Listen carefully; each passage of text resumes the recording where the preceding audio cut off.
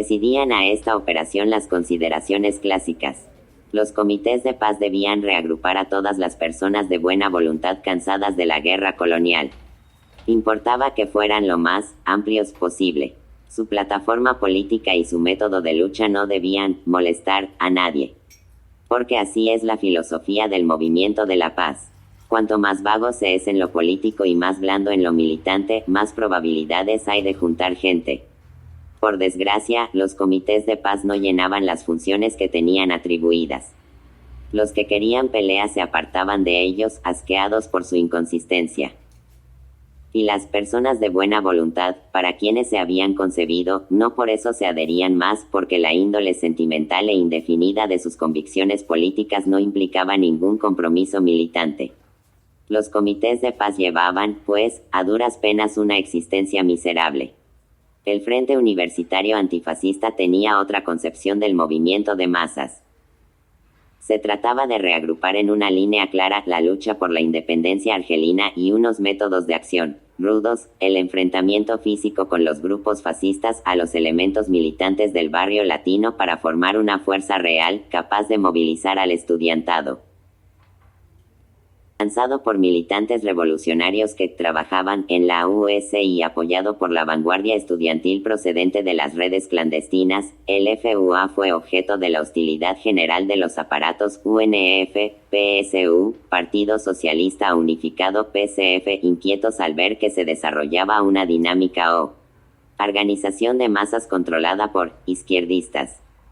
La dirección de la US recibió orden de combatir vigorosamente la orientación aventurera del FUA y de obtener la adhesión de los comités del Movimiento de la Paz.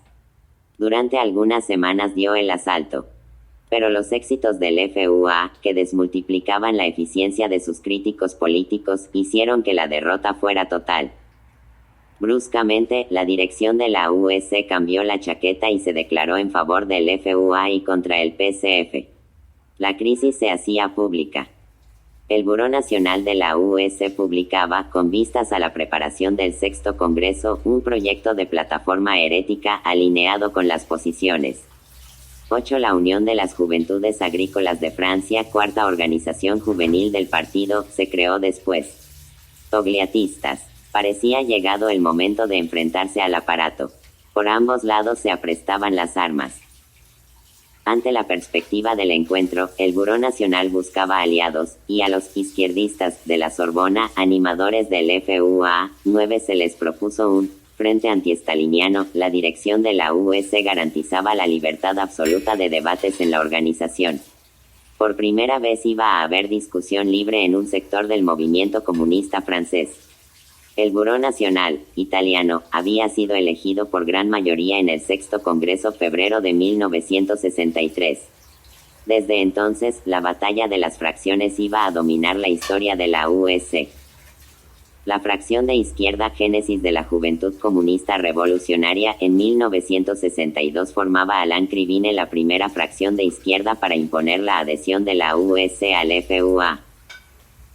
Con los éxitos del FUA, la fracción de izquierda no tardó en apoderarse del mando en el sector Sorbona Letras de París, el más pujante y militante de la organización, y conservó la dirección hasta que fue disuelta esta, en diciembre de 1965. Y todos los años fue reforzando sus posiciones en los demás sectores y círculos de la Unión. En el plano político, la fracción izquierdista luchaba simultáneamente contra la dirección staliniana del partido y contra el Buró Nacional pro-italiano. Se había realizado la alianza con la tendencia italiana para imponer la democracia interna en la organización. No era posible ir más allá. So pretexto de antiestalinismo y de amplitud de ideas, el Buró Nacional de la US rechazaba los principios fundamentales del marxismo-leninismo. Las hostilidades comenzaron al día siguiente de inaugurarse el Sexto Congreso. Se lanzaron vastas campañas de lucha ideológica contra la estrategia jotaraschoviana de la coexistencia pacífica, la estrategia de las vías pacíficas hacia el socialismo, etc. Apoyaba estas ofensivas políticas la movilización de los estudiantes en luchas concretas, respuestas antifascistas, apoyo a la CELE. luchas obreras, solidaridad con la cuestión del Vietnam que no dejaban de provocar violentos conflictos con la dirección del partido, sustentando con el ejemplo las tesis de la izquierda. Los militantes, críticos, conquistados por la oposición, se organizaban en tendencia. Los que pasaban de la crítica parcial a una comprensión global de la naturaleza del PCF y se adherían a las perspectivas de reconstrucción del Partido Revolucionario, se unían a la fracción, que pronto se convirtió en una verdadera organización dentro de la organización, con sus reuniones semanales, su disciplina, sus finanzas propias. Los militantes de esta fracción dirigían los principales círculos del sector de letras. Era el sector de letras la perla política del movimiento estudiantil. Con 500 adheridos, 150 de ellos militantes activos, tenía los principales cerebros políticos del estudiantado. La mayoría de los dirigentes de los grupúsculos actuales hicieron allí sus primeras armas. Reinaba en el seno del sector de letras un extraordinario ambiente de efervescencia política.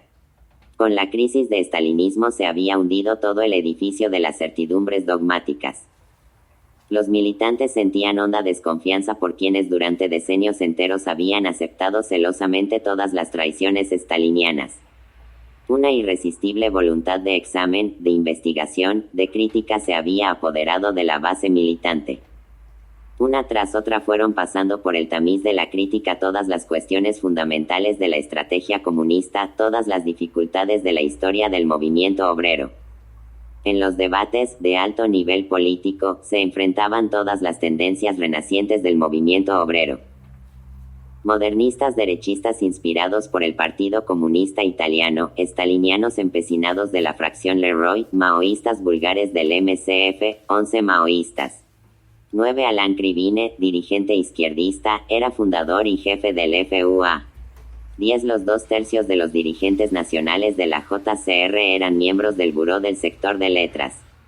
11 Movimiento Comunista Francés. 22 Sutiles de la futura UJCML, militantes de la Voie Communiste Vía Comunista. 12 dirigentes nacionales de la izquierda sindical, militantes trotskistas de la fracción mayoritaria.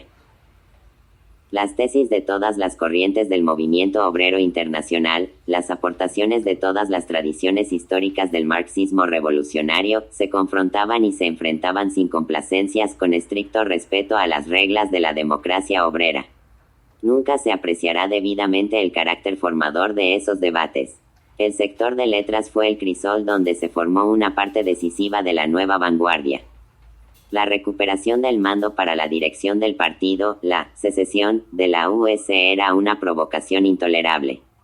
El aparato estaba exasperado por la guerrilla permanente de que le hacía objeto la organización estudiantil. Cada número de Clarté, órgano mensual de la US, llevaba su correspondiente cantidad de impertinencias y de toma de posición heréticas. Además, el partido veía con inquietud aumentar las tendencias izquierdistas dentro de su organización. Siguiendo en cuerpo y alma a un derrotero ultraderechista, menos que nunca podía soportar la crítica revolucionaria. Para él era una necesidad inaplazable apoderarse del mando de la organización estudiantil.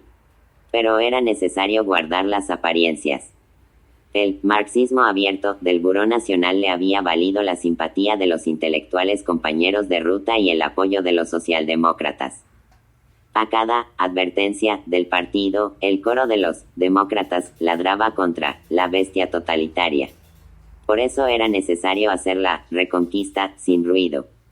La dirección de las operaciones le fue encargada a uno de los mejores sabuesos del buró político, partidario además de las tendencias innovadoras, el joven y vivaracho Roland Leroy. Sin tardanza, este puso manos a la obra y reagrupó en fracción a los militantes fieles a la línea del partido. Al acercarse el 7º Congreso, la fracción de Leroy se reforzó con muchos militantes del partido, más o menos estudiantes.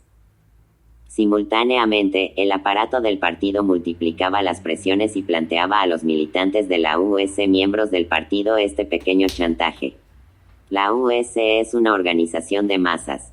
En las organizaciones de masas, cualesquiera que sean sus opiniones personales, los militantes comunistas deben hacer que triunfe la línea del partido. Defender en la US posiciones en desacuerdo con la línea del partido es un acto de indisciplina. y el que comete un acto de indisciplina puede sufrir graves castigos. La víspera del Congreso, la campaña era frenética. Los secretarios de sección convocaban asambleas tribunales en que durante horas enteras regañaban, insultaban y amenazaban a los militantes, y les instaban a someterse o renunciar. En las ciudades de provincia no se dudaba en llegar a las manos y en recurrir a las familias. Estas maniobras resultaban tanto más eficaces cuanto que el Buró Nacional de la USC cometía graves faltas políticas y se mostraba incapaz de fomentar grandes luchas estudiantiles. Las nuevas oleadas de adherentes no habían conocido la experiencia de la Guerra de Argelia. Al principio no eran nada hostiles a la dirección del PC. En el plano nacional no se hizo nada por realizar en la acción su educación política. Cogida entre la contraofensiva del aparato y el avance de la izquierda, la tendencia italiana se estaba quedando sin efectivos. En el sexto Congreso de la USC, febrero de 1964, la relación de fuerzas había cambiado por completo. Se veía claramente que la tendencia italiana era una fuerza declinante. Los progresos más espectaculares eran los de la izquierda y ella era, innegablemente, la que dominaba los debates. Representada en casi todas las 12 organización fundada en 1956 alrededor de un periódico y animada por militantes como Denis Berger, procedentes de la IV Internacional. 23. Delegaciones de las grandes ciudades, se había opuesto violentamente tanto a la derecha italiana como a la fracción Leroy. Sorprendido e inquieto de este acrecimiento, el buró político cambiaba de caballo en plena batalla y proponía a la corriente italiana un compromiso a espaldas de los izquierdistas. El Comité Nacional elegido por el Congreso no debía reflejar la relación de fuerzas cristalizada en la sala. La tendencia italiana tendría 35 representantes, la fracción de Leroy se adjudicaba otros 35 y a la izquierda se le dejarían 13 lugares, de esos de quita y pon. Los italianos conservarían la mayoría en el seno del Buró Nacional, así como el puesto de secretario general. Adjunto de este sería Hermier, líder de la fracción de Leroy. Seducidos por estas perspectivas, los proitalianos declararon que el izquierdismo era el peligro principal, y se lanzaron a domeñarlo. En esa operación perdieron lo poco que les quedaba de público. La tendencia italiana sería en adelante esa pirámide invertida, de que se burlaban los militantes. Su base estaba en el Buró Nacional y su cúspide en los círculos. La tendencia de Ulm, génesis de la UJCMI, Unión de las Juventudes Comunistas Marxista-Leninistas, a partir de 1964, el Círculo US de la ENS, Escuela Normal Superior, sufrió la creciente influencia del filósofo marxista Louis Althusser.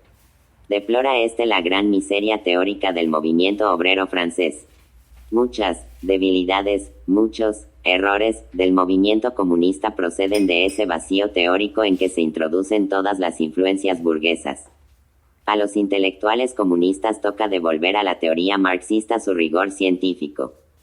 Para ello conviene primero volver a las fuentes, ahondar en el estudio de los clásicos del marxismo cuya enseñanza con frecuencia fue deformada. De esa vuelta a los orígenes no debe resultar solamente un dominio mayor de los conceptos. Se trata además de ahondar en el materialismo dialéctico, de elaborarlo.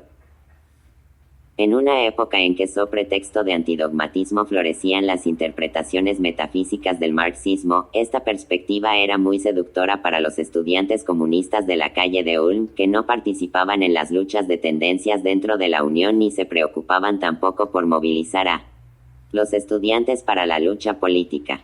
Eran un pequeño cenáculo de intelectuales que preparaban sus armas teóricas.